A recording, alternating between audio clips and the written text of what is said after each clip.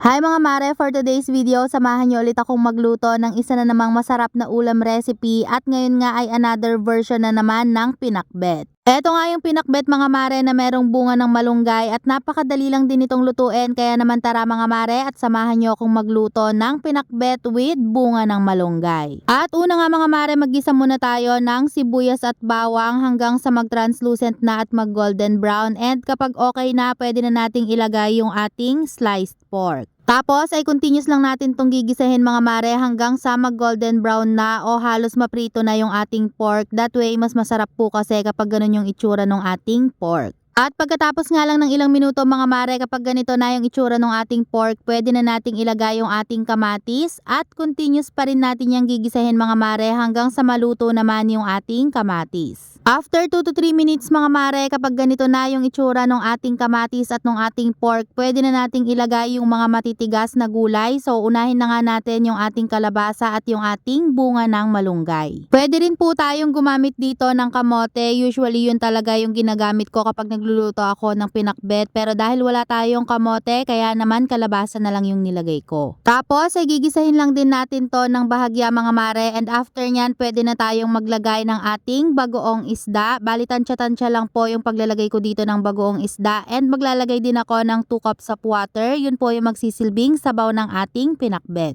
At i-mix lang natin yan ng bahagya mga mare, pagkatapos ay tatakpan lang natin ito ng ilang minuto. At after nga ng ilang minuto mga mare, kapag kumukulo na, i-check din natin yan from time to time para maiwasan natin na masunog, and tignan po natin kung half cook na ba itong ating kalabasa and yung ating bunga ng malunggay.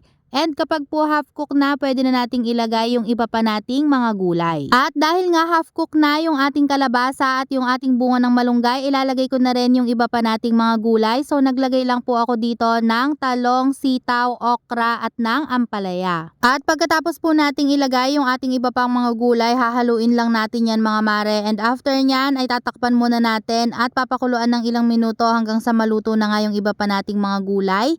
At naglagay din pala ako dito mga mare ng 3 pirasong siling panigang para pampabango din dito sa ating pinakbet. At after nga lang ng ilang minuto mga mare, eto nga at luto na ang ating napakasarap na pinakbet. At ganun lang kadali mga mare, meron ka ng masarap at healthy na pang ulam. Kaya naman hanggang dito na lang mga mare. Thank you so much for watching. Keep safe and God bless!